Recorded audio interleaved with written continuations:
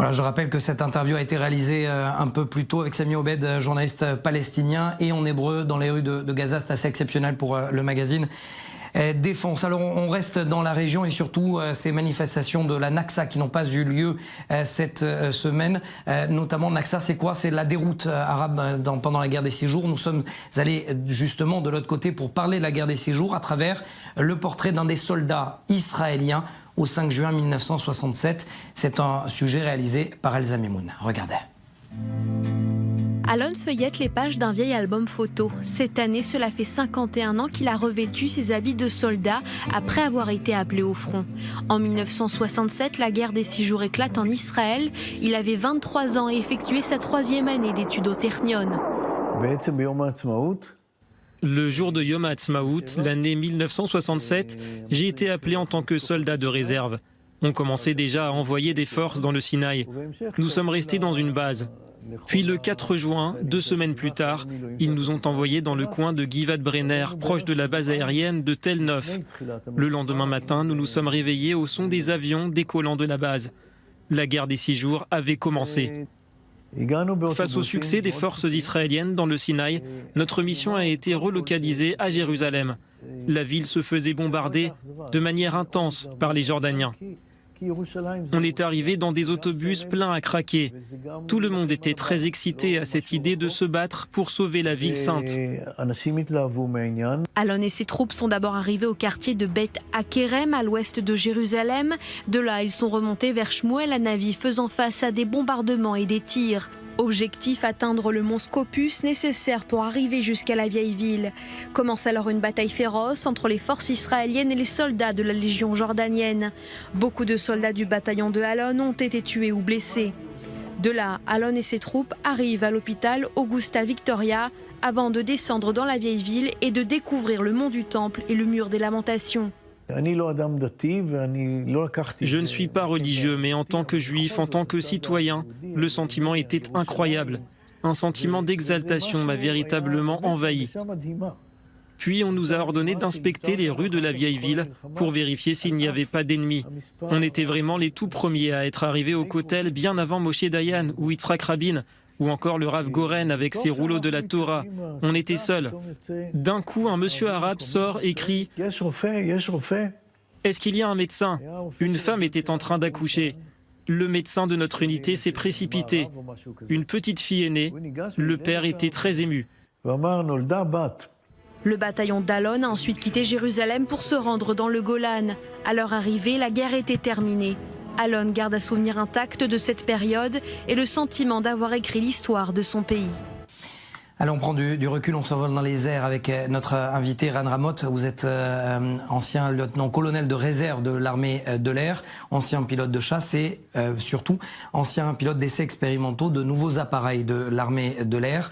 Alors on parle en ce moment de l'Iran et la question qui se pose c'est: est-ce que, oui ou non, l'armée israélienne, l'armée de l'air israélienne, est capable de frapper seule en Iran?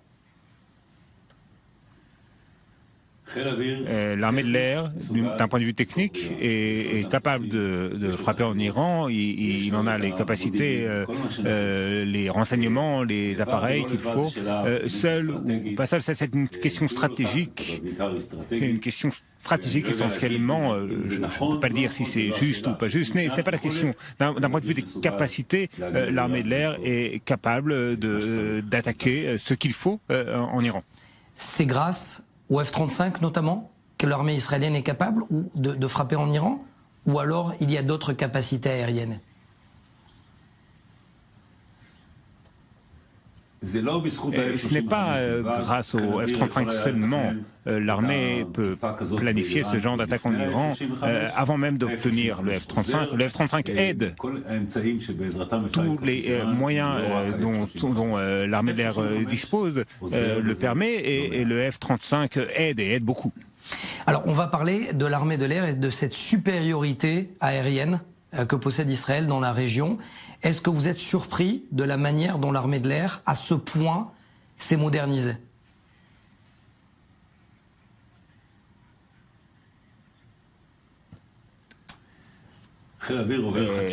L'armée de l'air,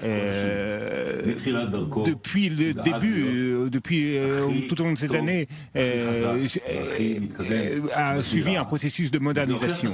Et cela a fait la preuve de son efficacité au cours de ces années.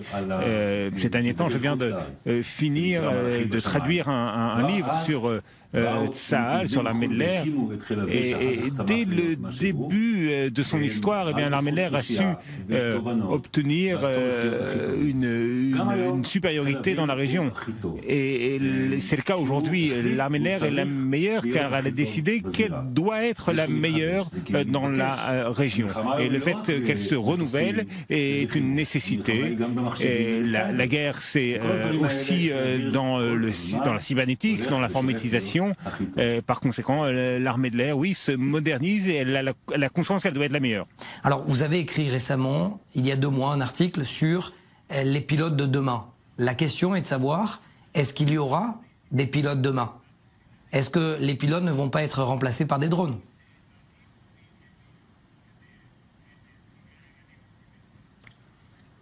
Mon article est une spéculation audacieuse. Et on ne sait pas quand ça va se produire, mais le monde va dans la direction d'une informatisation et du remplacement de l'esprit humain par des ordinateurs qui prennent des décisions d'une manière plus rapide et plus juste.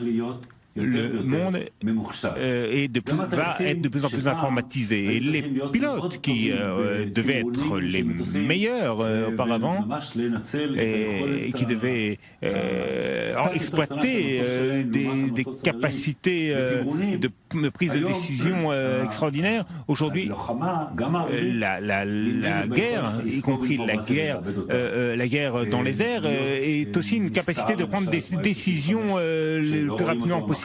Par exemple, le F-35 qu'on ne voit pas dans les radars, qu'on ne distingue pas dans les radars. Et ce genre de choses, eh bien, influe sur les capacités de prendre des décisions dans les conditions les plus rapides possibles et les plus difficiles possibles.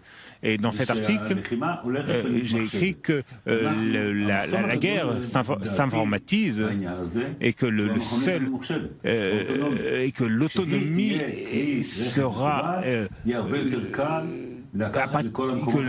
sera un moyen de lutter de manière plus efficace.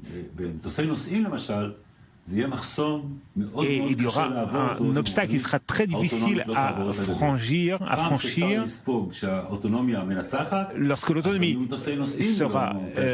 sera victorieuse. Eh bien, il y aura effectivement des avions sans pilote qui seront dans les airs et qui mèneront les combats. Quand c'est difficile d'y répondre pour l'instant.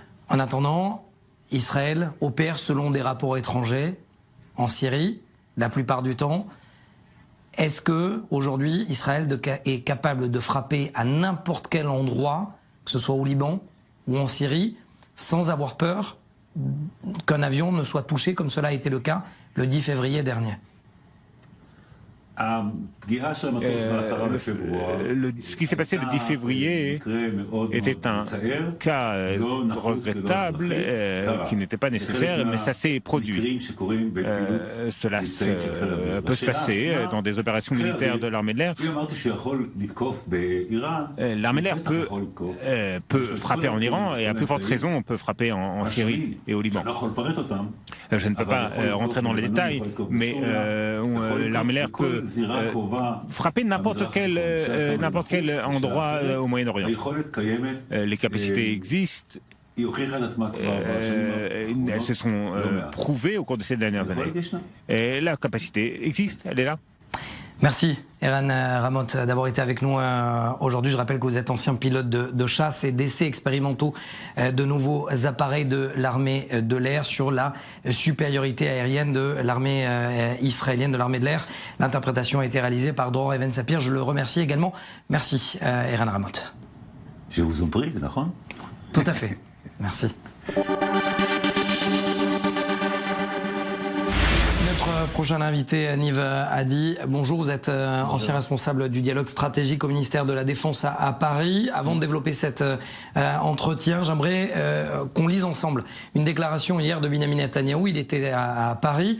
Alors, Benyamin Netanyahou qui dit qu'il a partagé des renseignements avec la France et certains pays européens. Il ne peut pas en dire plus, on le voit à l'écran, mais visiblement les renseignements israéliens ont évité plusieurs attentats sur le sol européen.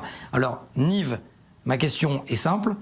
Quel type d'attentats ont été évités sur le sol européen? Alors, on ne pourra pas parler de géographiquement parce que la différence entre Israël et d'autres pays, c'est que chaque fois qu'on parle d'attentats et éviter des attentats, il y a des personnes qui sont en danger.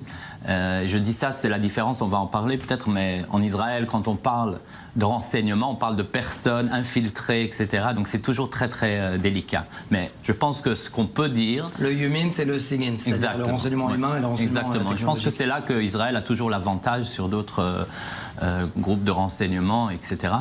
Dans ce domaine-là, cette fois, on peut dire que certains attentats, et plus d'un et deux, étaient ciblés sur des avions, sur tout ce qui est aérien, donc, et des attentats qui étaient prêts à sortir dans plusieurs pays européens. Donc on parle vraiment de quelque chose comparable au 11 septembre. Et pourquoi l'annoncer? Pourquoi Benyamin Netanyahou dit que des attentats ont été évités?